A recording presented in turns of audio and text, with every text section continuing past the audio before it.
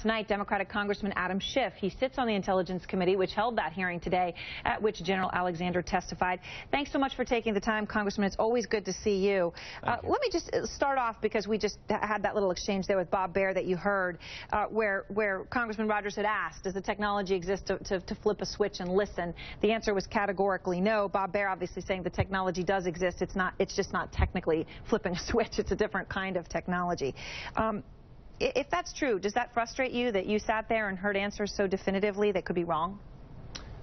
You know, it's very frustrating talking about this topic generally because so much of it is classified, and only now are we beginning to declassify portions enough to have an informed public debate about it. But you're absolutely right. It's very hard to talk about this intelligently when so much of it is kept under wraps, and some of it kept under wraps of necessity. Some kept under wraps probably in an overdue precaution. And, you know, I've urged the NSA to declassify more. They are declassifying more. I think some of the most important information has come out in the last week, and that is that of this, you know, tank of metadata that contains so much, it's only been queried 300 times during 2012. That is an important fact to get out to the American people, and I don't think it compromises our security to have that kind of information in the public domain. Right, so you're saying they're collecting it but not necessarily culling through it and using it. I understand the point. But do you think, what about the 50 attacks that General Alexander talked about today that he says were thwarted because of the NSA gathering this metadata? Do you think the nuance here, that the gathering all this metadata of who was calling whom, of all these phone numbers, was critical in stopping those attacks, or not, just a small part, and they could have stopped them anyway?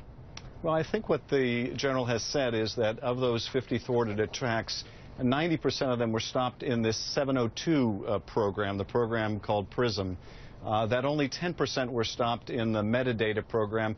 And of the 10%, you're right. I think the agencies have been a little ambiguous about whether they were the definitive cause of stopping these plots, whether they had a contributing role, whether these plots might have been stopped in the absence of this program because of other information.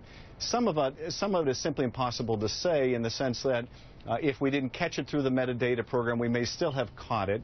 So you can't say that it necessarily has saved lives. Right. But you add up the plots, you add up the sheer number of plots over time, and I think you can reasonably conclude that not only have they improved the security of the country, but they probably have saved American lives, or will. And obviously, as you're aware, Americans are frustrated here. You know, people disapprove of how the president is handling surveillance, 61%, more than did when President Bush had his NSA scandal, when only half of Americans disapproved. Now, you heavily criticized the Bush administration's surveillance programs when he was in office, and then Senator Barack Obama did as well. I wanted to play just a brief clip of some of the criticism this president made about President Bush in 2007. This administration also puts forward a false choice between the liberties we cherish and the security we provide. I will provide our intelligence and law enforcement agencies with the tools they need to track and take out the terrorists without undermining our Constitution and our freedom. And then, of course, Congressman, here there was a very different President Obama about a week and a half ago when his own NSA story blew up. Here he is then. You can't have 100% security and also then have 100% privacy and zero inconvenience. You know, we're going to have to make some choices as a society. Congressman, what's your point of view on that? I mean, has the president basically learned, once you're the boss, and if a terror attack happens, it happens on your historical record, that all of a sudden there are some trade-offs that he thinks this country must make on privacy for security?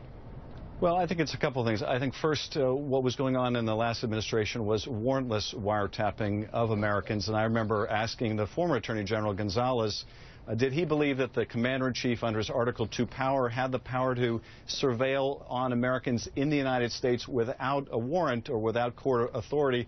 And basically he said he wouldn't rule it out. That's a very different view than this president. These programs are under court supervision. They are not warrantless in the way they were under the last administration. But the president is now, as commander-in-chief, and not simply as a member or one of 100 senators, ultimately responsible for the security of the country, and that is a different job than the one he had in the Senate. But I do think he has a point that there is a balance between privacy and security. He thinks he struck the right balance in his administration, and a very different balance than under the Bush administration. All right, Congressman Schiff, always a pleasure, and thank you for taking the time, sir.